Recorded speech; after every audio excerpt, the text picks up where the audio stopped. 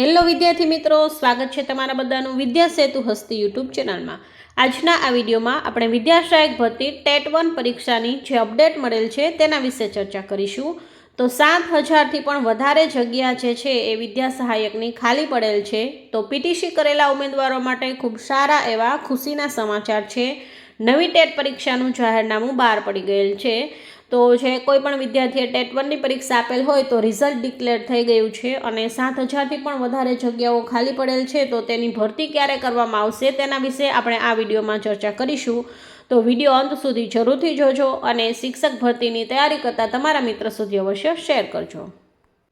શિક્ષક ભરતી TET 1માં media દ્વારા મળતી માહિતી અહીંયા રજૂ કરું છું। તો ટેટ 1ની અપડેટ લઈએ તો ટેટ 1ના મેરિટના આધારે સરકારી પ્રાથમિક શાળામાં 7,000 શિક્ષક વિદ્યા સહાયક નિમાશે, એટલે કે 7,000 જેટલી જગ્યા જે છે એ હવે પછી છે એ વિદ્યા સહાયકની ભરાશે।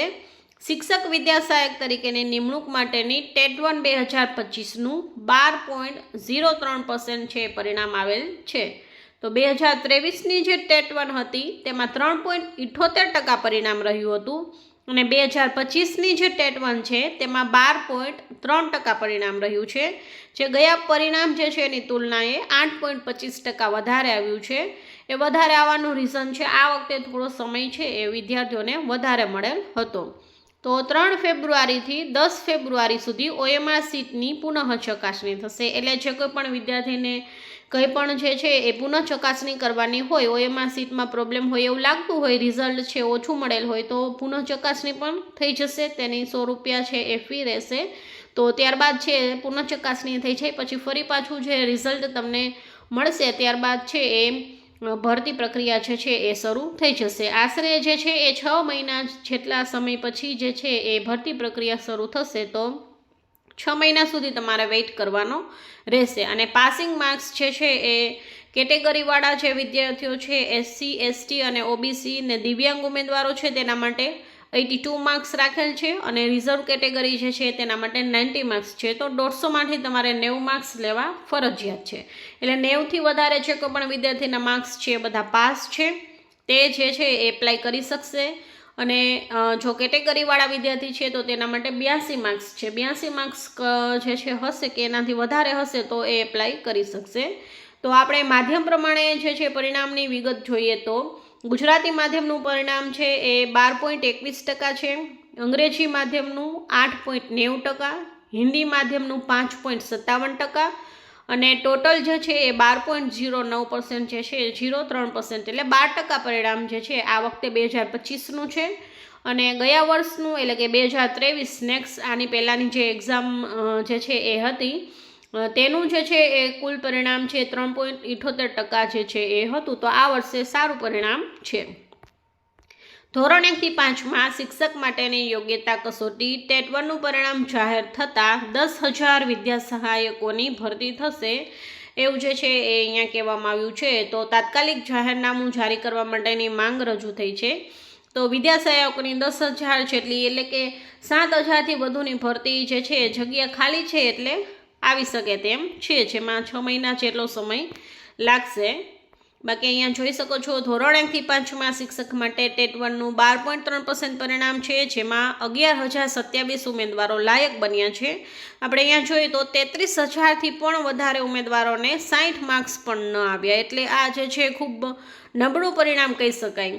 2023ના વર્ષ કરતાં આ વર્ષે સારું પરિણામ છે, પણ તો પણ પીટીસીમાં જે ટેટ 1નું રિઝલ્ટ છે એ હંમેશની જેમ નીચું જ રહે છે। અહીંયા તમે જોઈ શકો છો કે 121થી 140 માર્ક્સમાં માત્ર 3 ઉમેદવારો છે અને બાકી 140 પ્લસ તો એક જ ઉમેદવાર જે છે જેને આવ્યા છે, એટલે ખૂબ ઘણા વિદ્યાર્થી જે છે એ ફેલ પણ થયા છે। સ્કૂલમાં શિક્ષક બનવા માટે લેવાયેલી પરીક્ષામાં 88% ઉમેદવારો છે એ નાપાસ થયા છે। તો ઘણા વિદ્યાર્થીઓ નાપાસ થયા છે। જો મોટી એવી ભરતી આવશે, સારી ભરતી, તો લગભગ જેટલા વિદ્યાર્થીઓ પાસ થયા છે અને સારા માર્ક્સ હશે તો એ મોટાભાગના વિદ્યાર્થી જે છે તેનું નોકરી જે છે એ મળી જશે। ટેટ 1નું 12.3% પરિણામ હતું, જેમાં જે છે 91,628 ઉમેદવારોમાંથી માત્ર ને માત્ર 11,027 ઉમેદવારો જ પાસ થયા છે। એમાં પણ સારા માર્ક્સ હશે એ વિદ્યાર્થી જે છે તે ભરતી પ્રક્રિયાની અંદર જે છે એ જોબ મેળવી શકશે. અહીંયા તમે જોઈ શકો છો કે ગયા જે 2 પરીક્ષા કરતાં આ વખતે ઊંચું પરિણામ આવ્યું છે અને 150 માર્ક્સની પરીક્ષામાં છે એ 4 વિદ્યાર્થીના 121 કરતાં વધારે માર્ક્સ છે, એટલે ખૂબ ઓછા માર્ક્સ વિદ્યાર્થીઓને આવે છે ટેટ 1ની પરીક્ષાની અંદર. અને જે છે આ વર્ષે સારું પરિણામ આવ્યું છે, એમાં 30 મિનિટનો સમય વધારે મળ્યો હતો, એટલે કે આ પરીક્ષામાં 120 મિનિટનો સમય કરાયો હતો, એટલે પરિણામમાં થોડો જે છે એ સુધારો થયો છે. બાકી તમે અહીંયા જોઈ શકો છો કે ઉપસ્થિત રહ્યા હતા 91,628 ઉમેદવાર, એમાં 11,027 ક્વોલિફાય થયા છે અને 80,602 છે એ ડિસ્ક્વોલિફાય થયા છે. તો અને પરિણામ જે છે એ ગયા વર્ષ જે છે એના કરતાં સારું છે, પરંતુ છે એ એટલું બધું પણ સારું નથી. ઘણા વિદ્યાર્થીઓ ફેલ થયા છે. તો 10,000 જેટલી ભરતી કે 7,000 પ્લસ જો ભરતી આવશે તો ઘણા વિદ્યાર્થીઓ છે એ ભરતી પ્રક્રિયાની અંદર છે એ જોબ મેળવી શકશે.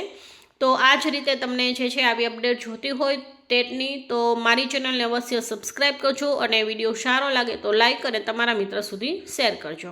Thank you.